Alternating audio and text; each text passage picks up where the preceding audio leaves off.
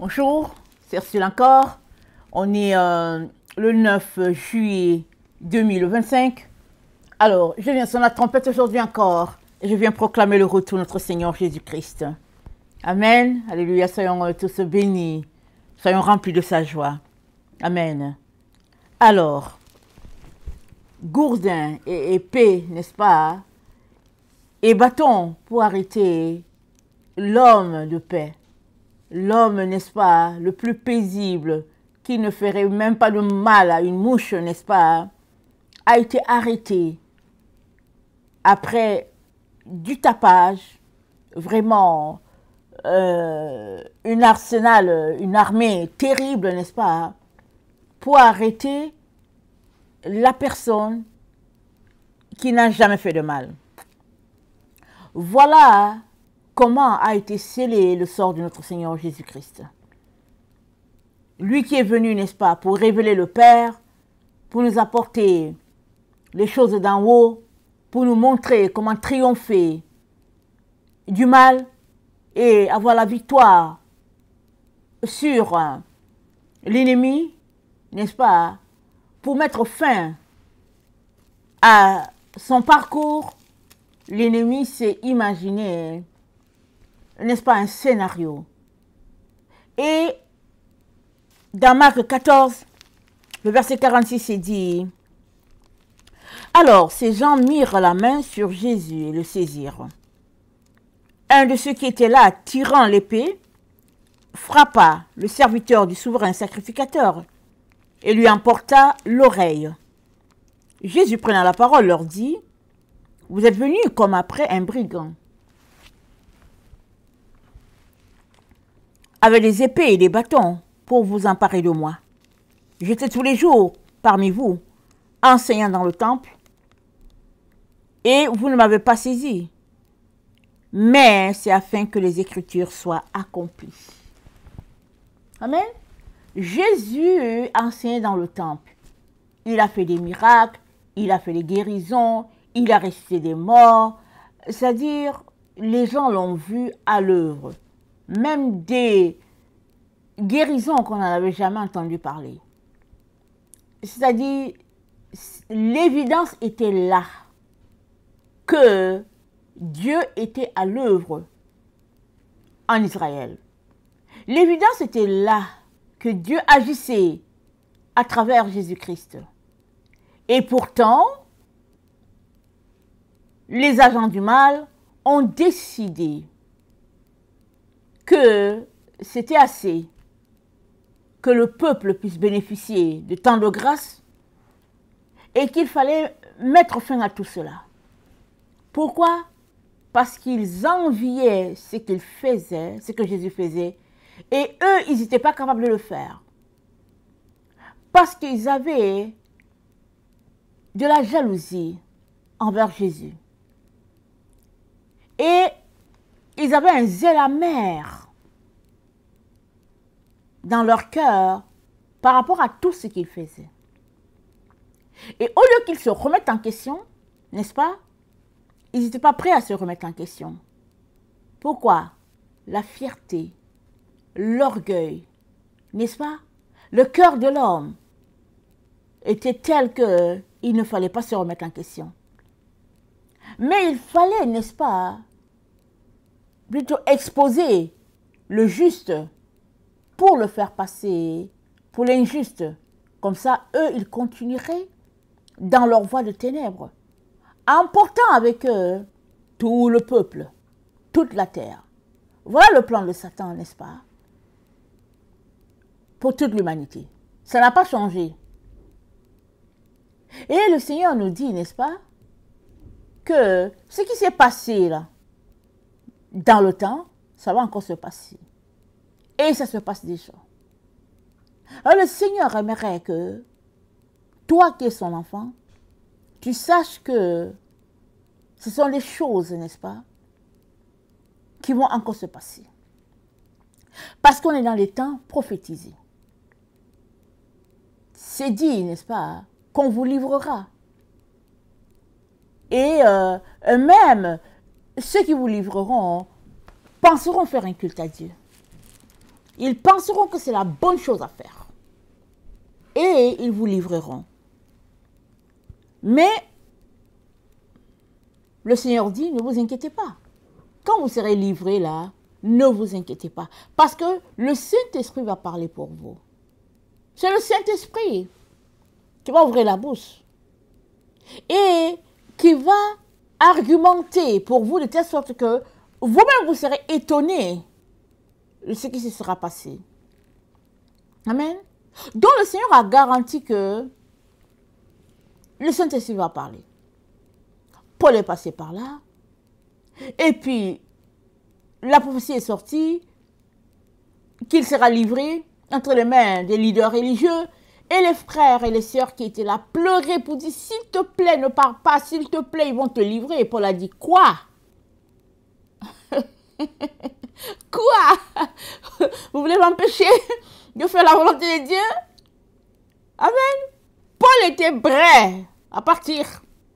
Parce que Dieu lui a dit, voilà ce qui va arriver. La prophétie, n'est-ce pas, de Agabus était juste là pour confirmer, n'est-ce pas, ce que Dieu avait déjà dit à Paul. Amen. Dieu avait déjà dit à Paul, voilà ce qui va t'arriver. Et Paul arrive, n'est-ce pas, pour rencontrer les frères et leur dire au revoir en leur disant, je m'en vais à Jérusalem. Et une autre personne vient prophétiser ce que Paul sait déjà. Mais ils interprètent les choses différemment. Paul sait qu'il doit y aller. Les autres disent, ne va pas, ne va pas. Oh non, ne va pas. Mais Paul savait qu'il devait y aller pour la gloire de Dieu. Alors, le Seigneur vient nous dire aujourd'hui que on est dans les temps, n'est-ce pas, où les choses prophétisées vont s'accomplir. Amen. Vas-tu voir les choses du point de vue de Dieu ou bien vas-tu les voir de ton point de vue? Amen. Parce que les choses prophétisées doivent arriver. Et ça va arriver. Pourquoi? Parce que on est dans les temps qui annoncent la venue de notre Seigneur. Et Jésus-Christ nous a déjà dit que sa venue ressemble, n'est-ce pas, à des moments de contraction quand le bébé doit venir. C'est-à-dire les douleurs vont crescendo. Amen. Tout est comparé, n'est-ce pas, à la période d'enfantement. Et Jésus-Christ a pris cet exemple-là parce que ça correspond si bien. Il y avait déjà des épreuves du temps des apôtres, n'est-ce pas, quand Jésus-Christ est venu sur la terre.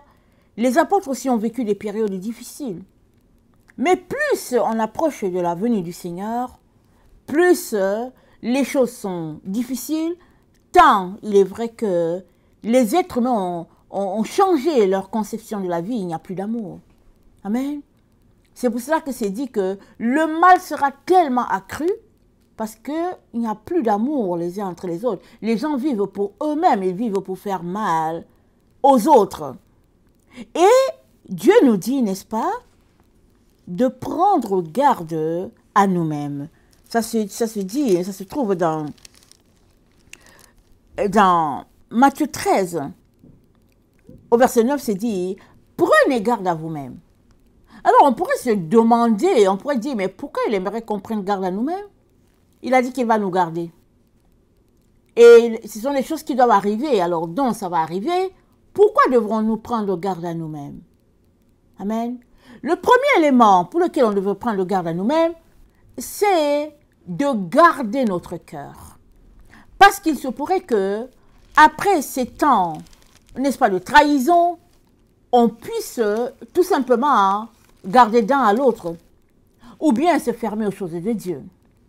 Alors, il y a une histoire dans la Bible, n'est-ce pas? Une parabole que Jésus-Christ lui-même l'a racontée. Il y a un homme qui devait de l'argent à son maître. Il ne pouvait pas payer. Il devait une grosse somme d'argent. Il allait voir le maître pour dire, je ne peux pas payer. S'il te plaît, libère-moi de ma dette.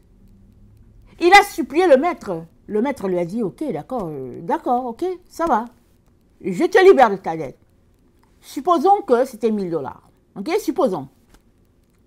Alors le maître le libère, lui fait grâce.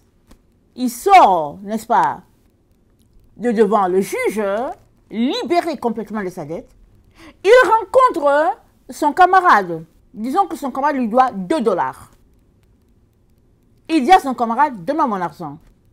Le camarade lui dit, j'ai pas d'argent à te rembourser, fais-moi grâce. Je te rembourserai quand j'aurai l'argent. Il dit, non, non, non, maintenant. Et il était sur le point, hein, n'est-ce pas, d'étrangler son compatriote. Et les voisins ont vu ça, ils sont retournés voir le maître. Ils lui disent, mais maître, tu as pardonné à l'autre. Tu l'as libéré de sa dette de 1000 dollars, exemple, mais il n'a pas été capable de libérer l'autre de 2 dollars. Et le maître a dit, ok, faites-le moi venir. Comment se fait-il que moi je t'ai libéré pour 1000 dollars et toi tu n'as pas été capable de pardonner à ton frère pour 2 dollars? Il dit, j'étais là en prison jusqu'à ce qu'il rembourse au centime ce qu'il me doit. Donc, prendre garde, n'est-ce pas, à nous-mêmes, reviendrait à garder notre cœur, n'est-ce pas, de toute rancune, ou de tout abus, ou bien de tout abus, ou bien de toute situation qui impliquerait nos émotions au point où on se fermerait complètement à Dieu, ou bien complètement à l'autre. Amen. Alors nous sommes appelés à prendre garde à nous-mêmes, surtout que dans Matthieu 13, il est dit, attendez, on est à Matthieu 13 ou bien, attendez, je regarde mes notes.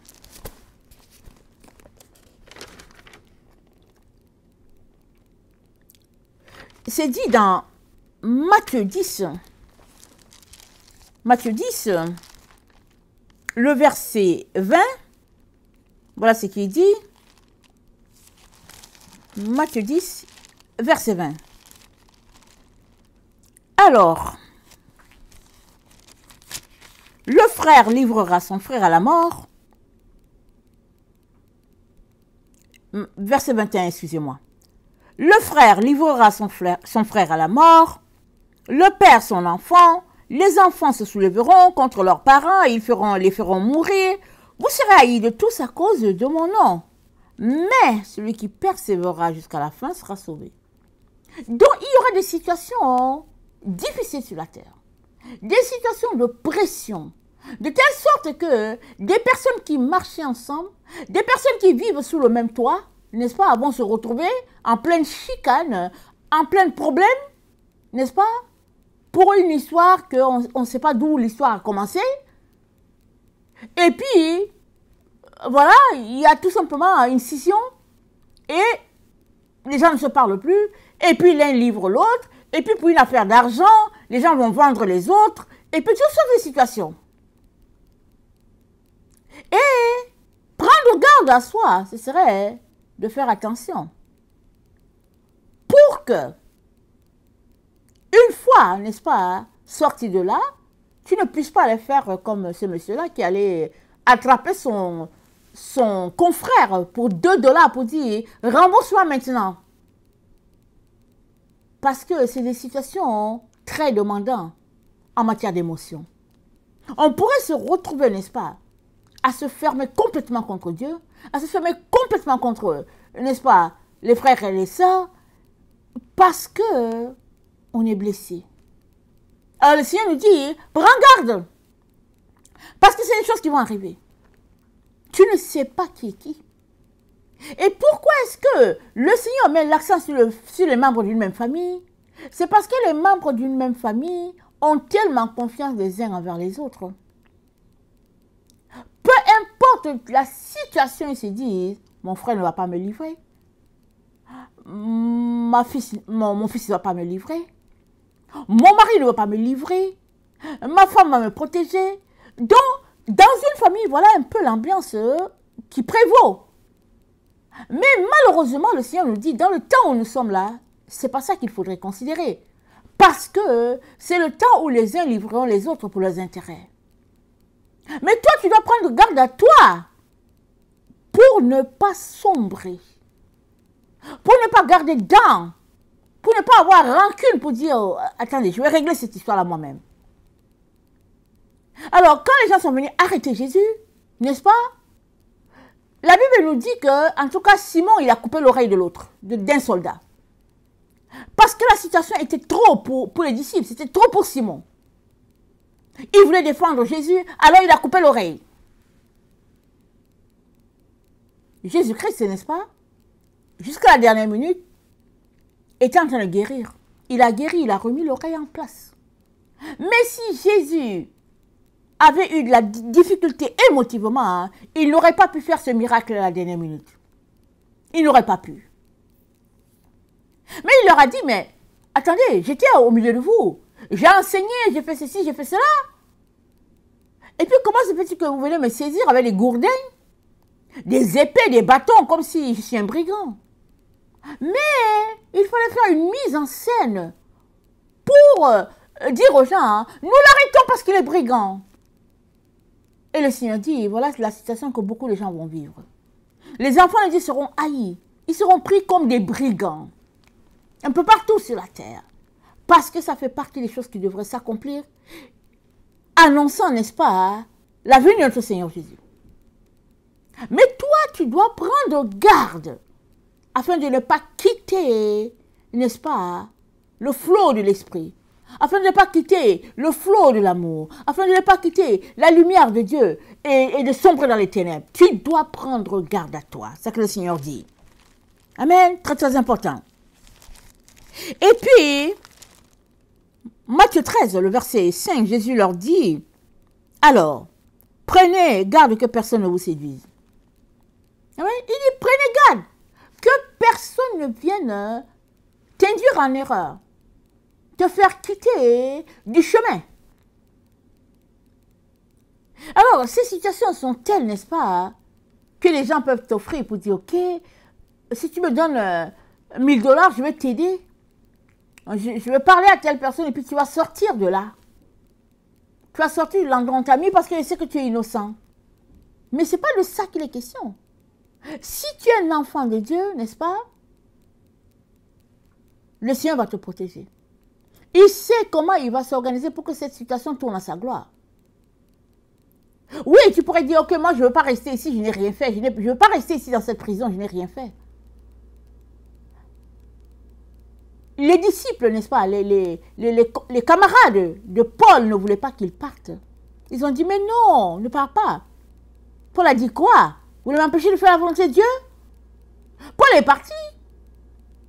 Il a fait des prisons sur prison. Et à cause de cela, nous avons aujourd'hui les écrits de Paul. Nous avons Éphésiens, nous avons Colossiens, Timothée, Tite, Philippiens, 1 Corinthiens, 2. On peut citer beaucoup de choses que Paul nous a données.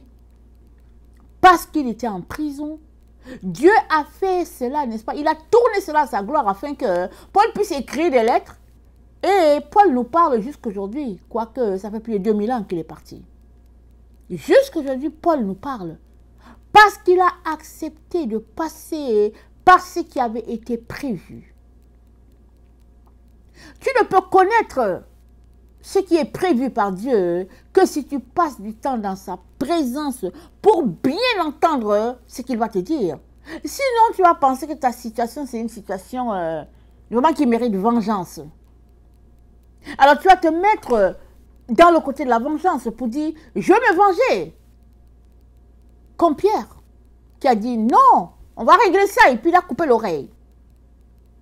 Mais Dieu aimerait que, dans ce temps où nous nous trouvons, peu importe la pression par laquelle tu passeras, Dieu aimerait que le flot de l'amour ne puisse pas s'arrêter dans ta vie. Que tu puisses continuer, n'est-ce pas, de le louer, de le célébrer, de chercher sa face, et puis de t'attendre à lui.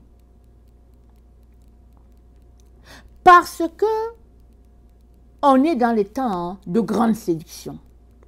Amen. On est dans les temps de grande séduction. Et quiconque est séduit quitte le chemin de la vérité. Il va se retrouver sur un autre chemin. Un chemin où Dieu ne l'appelle pas, un chemin où Dieu ne l'a pas conduit. Il va se retrouver là-bas. Et le Seigneur nous encourage, nous exhorte, n'est-ce pas, à prendre garde. C'est de ça qu'il est question aujourd'hui, de prendre garde. Verset 20, nous sommes plus dans Marc 13, le verset 23. Soyez sur vos gardes, je vous ai annoncé les choses d'avance. Soyez sur vos gardes. Amen.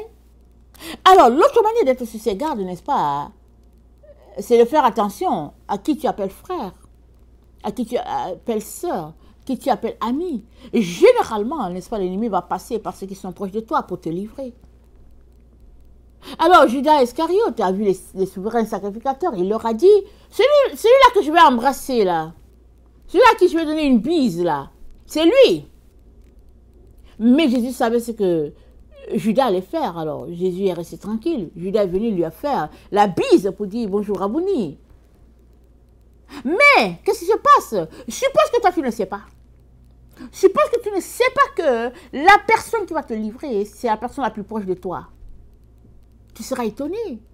Tu vas l'embrasser pour dire, mais voilà, et puis c'est là. Mais la personne, elle vient pour te livrer. Et après cela, quel sera ton comportement? Tu vas te retrouver dans un endroit que tu n'avais pas espéré être. Et tu vas marmonner dans ton cœur plein de choses contre ton ami, ton frère, ta soeur qui t'a livré. Or, Jésus-Christ savait ce que Judas allait faire. Et même Jésus-Christ a dit à Judas, ce que tu veux faire, vas-y, fais-le promptement. Et ce sont les disciples qui ne savaient pas ce que Judas allait faire. Jésus-Christ le savait. Donc, Jésus-Christ s'était préparé moralement, n'est-ce pas, spirituellement, à tout ce qui se passait. Jésus-Christ le savait. Jésus-Christ était calme, tout simplement, parce qu'il fallait que ces choses-là arrivent. Tout allait servir à la gloire de Dieu. Mais toi, tu ne sauras pas forcément comment les choses vont se dérouler. Et souvent, c'est Dieu qui permet ça comme ça que tu ne saches pas forcément. Mais dans le vif de l'action, comment réagis-tu?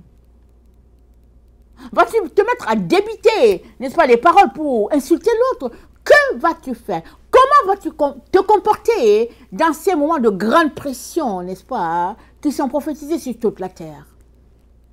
Et Dieu nous dit de prendre garde. Prends garde à toi-même. De manière à être très calme, paisible. Parce que le plan de l'ennemi, c'est de te détruire, c'est de t'anéantir, c'est d'en finir avec toi. Alors que toi, tu veux juste simplement vivre, respirer. C'est tout. Tu veux juste profiter de la vie sur la terre comme tout un chacun.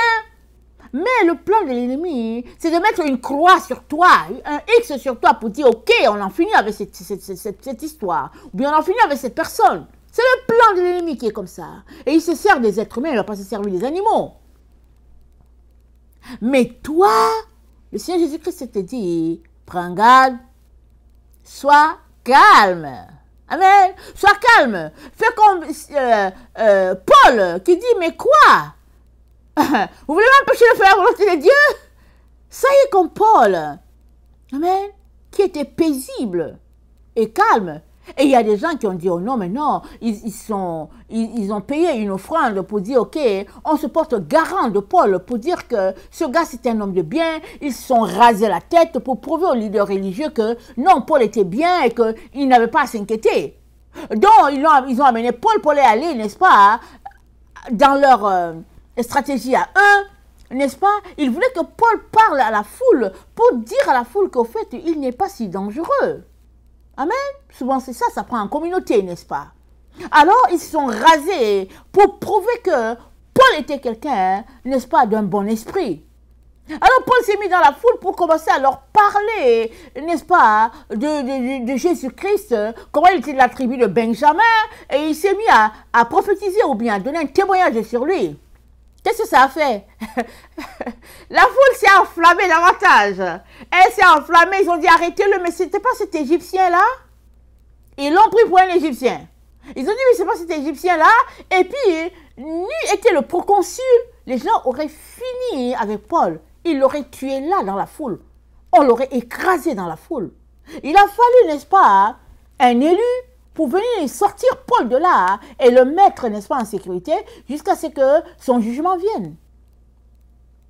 Tout cela pour dire que les choses qui sont prophétisées doivent arriver et ce qui a été déclaré dans ta vie arrivera aussi. Mais comment te comporteras-tu? S'il arrivait pour toi de passer par ces moments-là, comment te comporteras-tu? C'est là, n'est-ce pas, que se trouve le cœur de l'action. Parce que si tu te comportes dans la paix du Seigneur, remettant tout au Seigneur, ta vie va continuer sur le chemin de Dieu. Mais si tu te comportes dans une situation de vengeance, de colère et tout, tu risques de finir loin de Dieu, carrément, parce que tu seras aigri, frustré, fâché pour dire « je vais me venger », ils vont voir. Et finalement, ça va donner autre chose. Mais Dieu aimerait que, dans toute situation, dans ce temps où nous nous trouvons, que tu aies la paix, que tu sois en paix et que tu sois en train de faire ce que Dieu t'a appelé à faire. Si Dieu t'a appelé à balayer la rue, prends ton balai tous les jours, va balayer la rue et puis c'est tout. Amen. Les gens peuvent t'insulter, c'est pas grave. Balaye ta rue. C'est ça que Dieu t'a demandé de faire. Si Dieu t'a demandé de prier, alors passe ton temps à prier. Amen. Prie et puis prie, aller-retour et puis prie. Si Dieu t'a dit aussi de travailler dans tel endroit à faire du pain, vas-y faire ton pain. Amen. Vas-y faire ton pain. C'est important d'être à l'endroit que Dieu t'a appelé à être. En train de faire ton travail. Et alors que tu fais ton travail, n'est-ce pas, sois le reflet de sa gloire. Sois le reflet de sa gloire. Peu importe l'endroit où Dieu t'a placé sur cette terre, tu es là pour la gloire de Dieu. Tu es là pour prier pour les gens. Tu es là pour les bénir. Tu es là pour être une source de bénédiction pour tout un chacun. Tu n'es pas là pour venir s'aimer le désordre, pour faire la colère, la chicane. Non, non, non, non, non. Tu es là pour la gloire de Dieu. Amen. Voilà pourquoi Dieu nous dit, prends garde. Prends garde. Matthieu 13, le verset 33. Prenez garde, veillez et priez, car vous ne savez quand ce temps viendra. Prenez garde, veillez, priez. Vous ne savez quand ce temps viendra. Nul, n'est-ce pas, ne s'assoit pour planifier un malheur quelconque. Personne ne fait ça. Et il arrive tout simplement que, ah, voilà, il y a un malheur qui est là. Comment réagirais-tu? Amen. Parce que tout se trouverait dans comment tu vas réagir. Parce que alors que tu es chez toi, tranquille en train de faire tes affaires, il y en a qui sont assis chez eux en train de faire des plans sur toi pour savoir comment ils vont te faire quitter de ton chemin. C'est comme ça. Toi, tu te concentres, tu dis, ok, je vais prier, je vais faire ceci, je vais faire cela, je m'en vais à l'école, je fais ceci. Il y a d'autres qui sont assis qui disent, ok, comment on va faire pour lui faire quitter le chemin, pour lui faire ceci, pour lui faire marcher dans notre voie, et puis tout ça. Parce que le monde, n'est-ce pas, est porté, n'est-ce pas, vers le mal. Vers tout simplement à empêcher le plan de Dieu, à se mettre dans la vie des autres comme des bâtons dans la roue, afin d'empêcher la roue de rouler, n'est-ce pas, tranquillement et puis en cercle. Mais toi, tes émotions doivent être au beau fixe. Tu dois être dans les conditions de pouvoir tout remettre à Dieu et puis d'être calme pour dire, ok, comment on fait pour sortir de là? Quelle est la suite, Seigneur? Parce que si tu n'es pas calme, tu ne pourras pas, n'est-ce pas, laisser l'Esprit de Dieu te dire quoi faire. Tu ne pourras pas. Mais une fois calme, l'Esprit de Dieu va te parler. Il va te dire, va dans telle direction, fais ceci, fais cela. Et dans une situation qui semble impossible, n'est-ce pas, Dieu va intervenir. Il va intervenir. Pourquoi? Parce que tu as pris garde à toi. Parce que tu restes tranquille, écoutant la direction de l'Esprit. Amen. Et puis, n'est-ce pas, je terminerai, n'est-ce pas, en lisant ce passage de Job que le Seigneur m'a donné aujourd'hui pour nous. Job 22, à partir du verset 21. Voilà ce que le Seigneur nous dit dans Job. Vous savez l'histoire de Job, n'est-ce pas? Job qui a tant souffert, Et puis comment ses amis sont venus l'encourager, soi-disant. Et ils sont venus pour lui mettre encore des clous dans la plaie, pour lui dire, ok, c'est ta faute, tu es ceci, tu es cela. Mais au fait, ils étaient loin d'imaginer que c'est une situation qu'eux aussi pourraient traverser. Et Dieu, n'est-ce pas, qui est si bon, a aidé Job à sortir de là. Parce que si Job comptait sur ses amis, mais eux, ils l'avaient déjà cloué. Amen. Ils avaient déjà cloué Job. Ils sont venus pour l'encourager, mais ils sont venus pour le clouer, pour dire tout est ta faute. Ils attendaient juste cette occasion-là pour pouvoir parler enfin dans sa vie. Parce que Job était une personne très influente. Ce n'est pas n'importe qui pouvait lui parler. Mais voici maintenant que Job avait un besoin. Il était à la merci de tout le monde. Il avait besoin d'un soutien. Mais au lieu d'avoir le soutien, c'est plutôt le contraire qui est arrivé. Et alors Dieu, n'est-ce pas, l'a soutenu, l'a aidé jusqu'à ce que Job reprenne, n'est-ce pas, sa place auprès de Dieu et puis auprès de la société. Job 22, le verset 21. Attache-toi donc à Dieu et tu auras la paix. Tu jouiras ainsi du bonheur. Je répète, attache-toi donc à Dieu et tu auras la paix et tu jouiras ainsi du bonheur. Reçois de sa bouche l'instruction et mets dans ton cœur ses paroles. Tu seras rétabli et si tu reviens au Tout-Puissant. Si tu éloignes l'iniquité de ta tente, jette l'or dans la poussière, l'or d'Ophir parmi les cailloux des torrents, et le Tout-Puissant sera ton or, ton argent et ta richesse. Alors tu feras du Tout-Puissant tes délices. Tu élèveras vers Dieu ta face. Tu le prieras et il t'exaucera. Et tu accompliras tes vœux. À tes résolutions répondra le succès. Sur tes sentiers brillera la lumière.